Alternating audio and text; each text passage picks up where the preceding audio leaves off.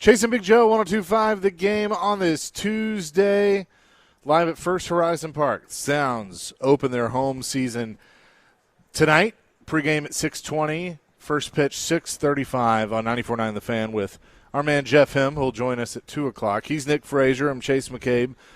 Brandon Bigsby, a.k.a. Brando, back at the studio. We're getting Tim Hasselbeck all lined up. We'll have him here in just a second. And we'll also have a 4-pack of tickets to Thursday's game to give away here in just a few minutes. Let's bring in Tim Hasselbeck, ESPN NFL analyst and the head coach of the Innsworth Tigers. Tim, I got good news for you. You don't have to deal with Joe this week. Oh, wait. He's on vacation? What's he is. Doing? He is. He's down in Key West.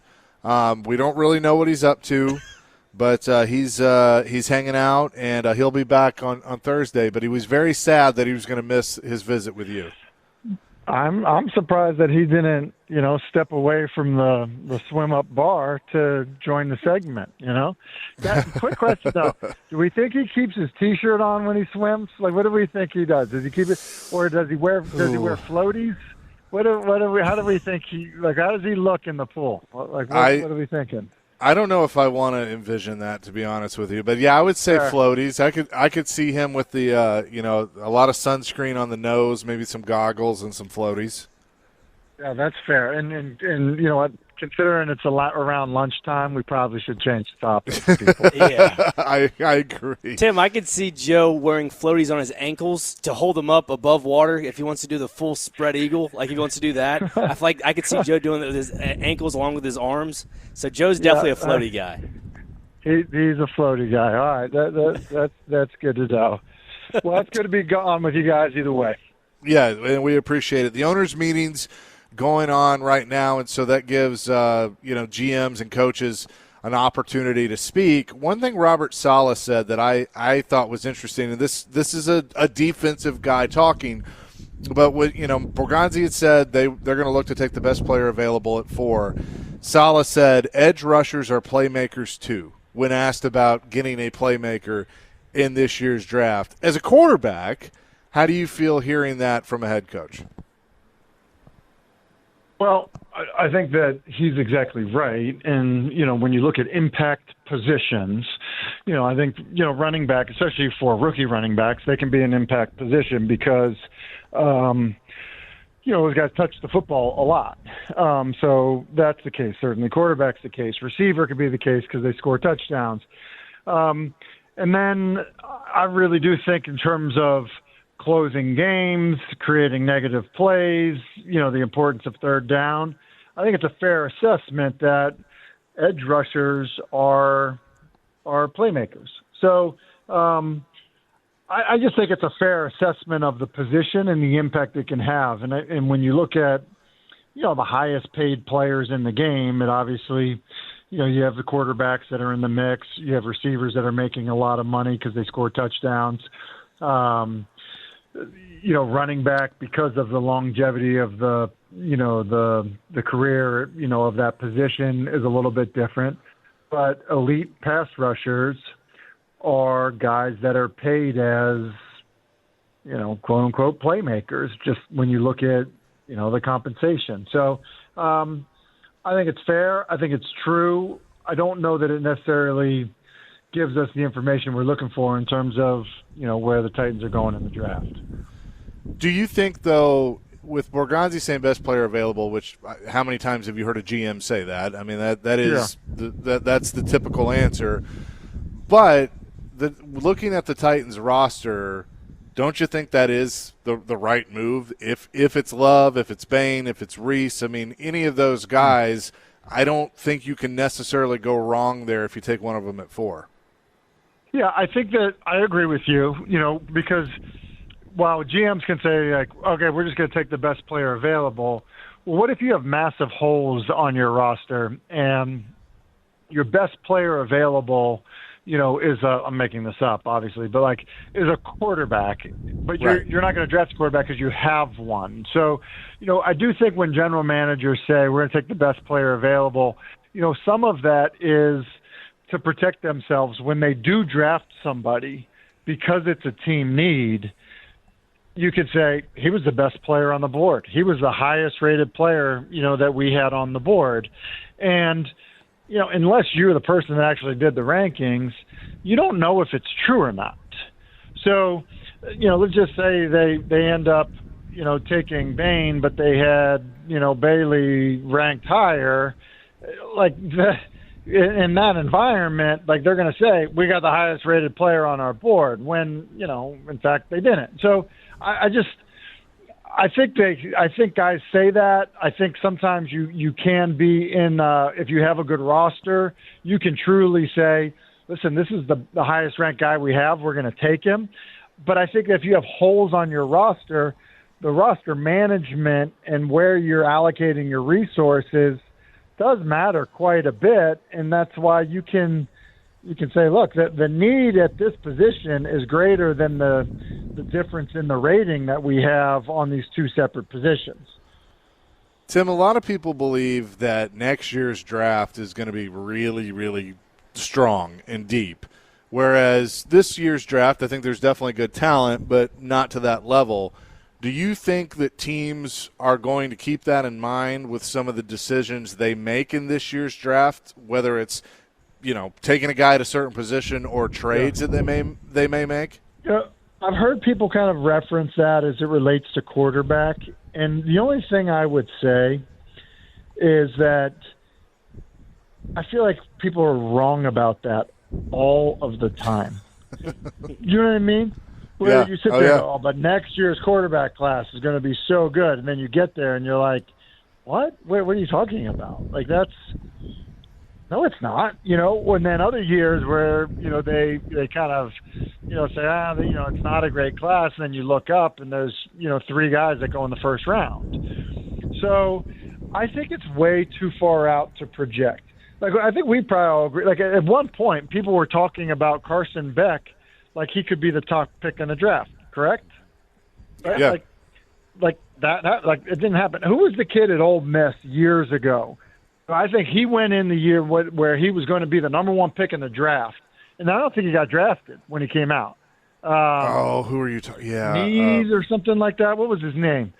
Anyway, like what I'm talking about. Like he was good. Like there was all this talk. It was going to be this and that, and then next thing you know, he played his senior year. It was a disaster, and it didn't work out. So, I don't know. I think that there is.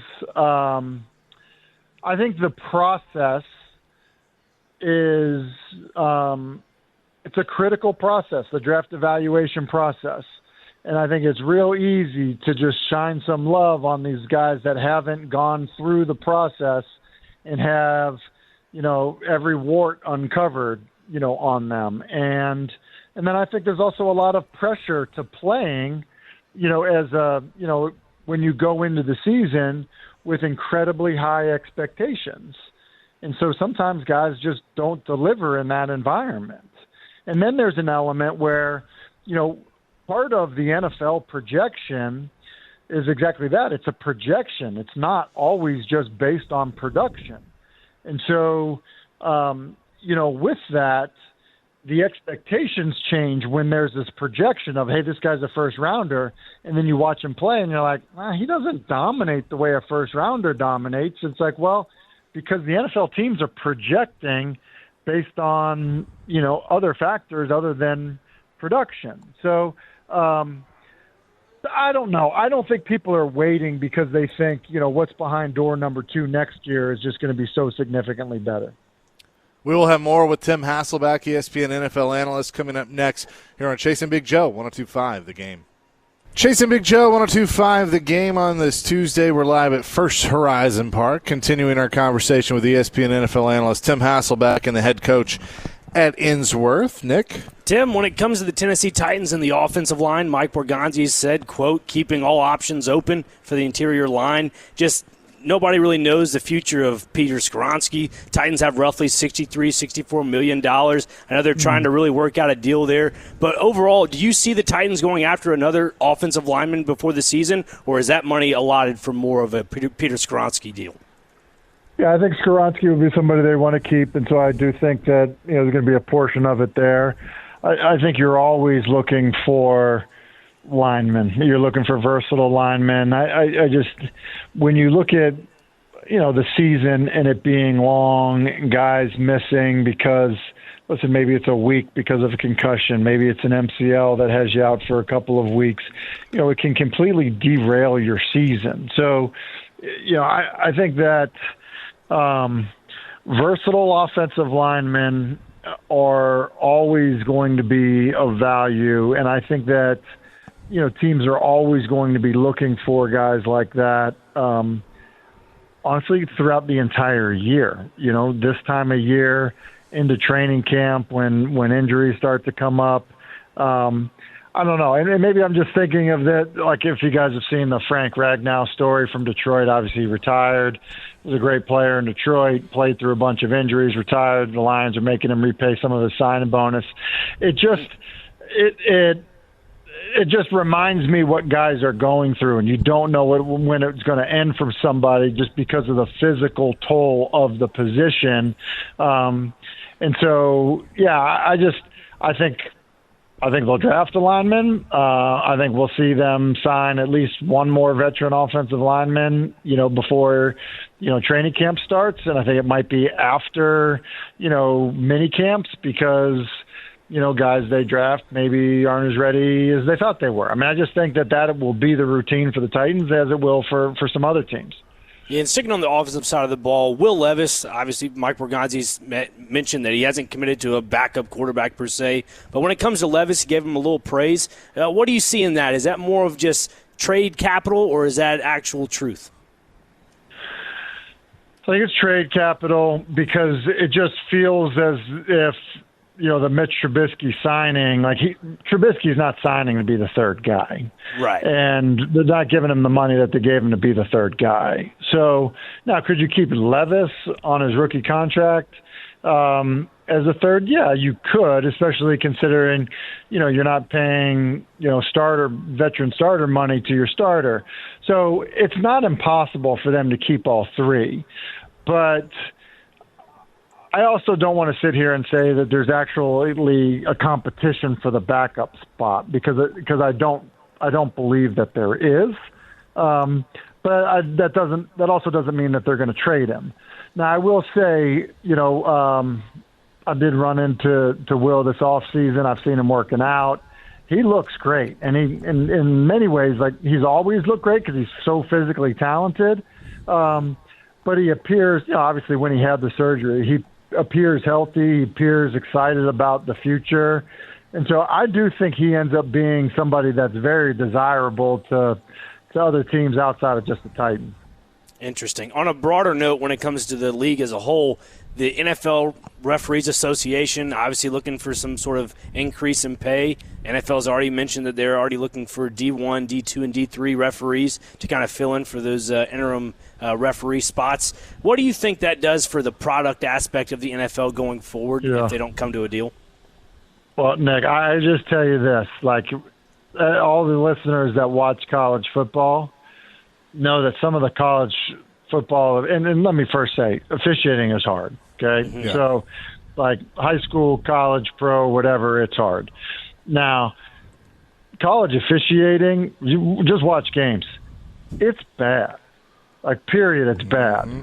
And so, this idea that the NFL and whatever billion-dollar business industry that it is okay with saying, we're going to go get some people that are bad at their job at the college level and have them do it at the pros, I think is insulting to, the NFL referees that, by and large, are not perfect, but when you think about the degree of difficulty of what they do, I think it's an insult to them. I would also say, and obviously there's a little bit more runway to vet guys out in terms of officiating and things of that nature. But we can talk about the Hail Mary and some bad officiating back when we had replacement refs, after, during that lockout. But we also had officials, on Facebook talking about, their fandom of their team and then going out and officiating games. Remember what a disaster that was. Yeah. It wasn't just that they were bad at officiating the games. There were other factors to this that I think is going down a really dangerous path in terms of you can't have that in an industry where there's so much gambling on games and things like that, to have, officials that honestly just are not professional enough to be up for the task. So, look, the NFL is going to negotiate hard. I think the referees have a right to negotiate hard, but I think the NFL has got to be really careful thinking that, it's a piece of labor that can be easily replaced, because I don't think it can be. And another factor into all this, the first game of the season is going to be Melbourne, Australia. And being in Melbourne, I'm a rugby fan, so the Melbourne Storm is one of their top 3 teams in the rugby league right now. They're all big fans of that just aggressive style of football. So the fact of the matter is, if the NFL Referees Association has the interim refs for that first game of the season and it comes out to be a bad product, it's just a bad look for the NFL as a whole. It's an awful look for the NFL. And then, the other part of it is because of the amount of detail that we get on replays and things of that nature, like our expectation, because, you can say what you want about the NFL officiating. They get things wrong. They're always going to get things wrong. But they get a lot of stuff right. Like the NFL officials, I'll give you a call, like that's the example. In high school football, illegal man downfield not being called is one of the worst missed calls in high school football. Like, it's unbelievable how poorly it's officiated. Okay. Mm-hmm. In college football, it is only officiated slightly better. In NFL football, they almost never miss it. It's fact. And so I think that, while NFL officials are going to get things wrong, they are also operating at a level significantly higher than the crews at other levels of football. And then the game moves faster. And, the players are faster. There are more cameras in terms of the scrutiny on calls and the ability for the viewer at home to know if the official got the call right or wrong. And, I think it will no doubt impact the confidence people have in the product that's on the field. Tim Hasselbeck is with us. I want to go back to the offensive line. And we were talking earlier, having the opportunity to work with the late, great Floyd Reese for as long as I did. I would laugh when, we would talk O-line in the draft and he could be like, I can get a guard 5th, 6th round, something like that.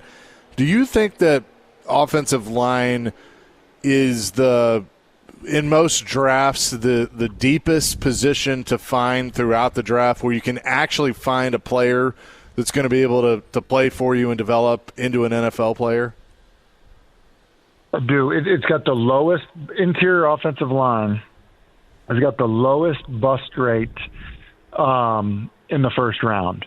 And if you kind of use the threshold of, did the guy make it to a second contract with his team as the determination of if he was a bust or not, interior offensive line has the lowest bust rate. So center and guard combined.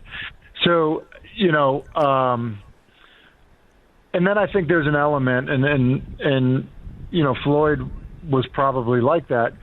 Some guys feel really good about their offensive line evaluation, their ability to identify, what's important for a guy to be able to make it as an offensive lineman in the NFL. And it's way easier at center and guard than it is at tackle, just because, tackle in some respects, there are minimum requirements to be able to be good at tackle. Yeah. That,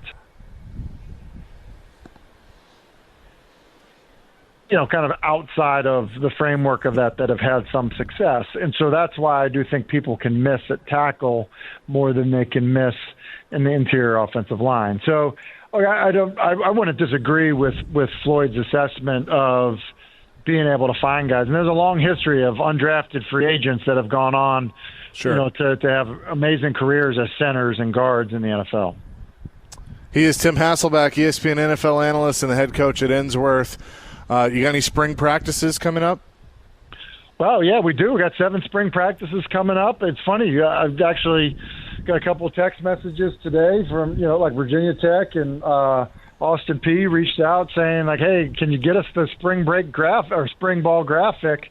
I'm like, man, we got to get on this right around the corner. So, yeah, we'll have 7 practices in May, and it'll be good. We got a lot of multi-sport athletes over here at Ensworth, so it's great. So we're gonna squeeze it inside playoff baseball, playoff lacrosse, and even some track meets. Love it. Going to be fun for sure. Appreciate it as always, Tim. All right, see you, fellas. Good to be on with you. Yeah, Tim Hasselbeck, ESPN NFL analyst and the head coach at Ensworth, joins us every Tuesday at 1 o'clock. Must listen to radio. We'll react to some of the things he had to say and continue the conversation from First Horizon Park. He's Nick Frazier. I'm Chase McCabe, 102.5 The Game.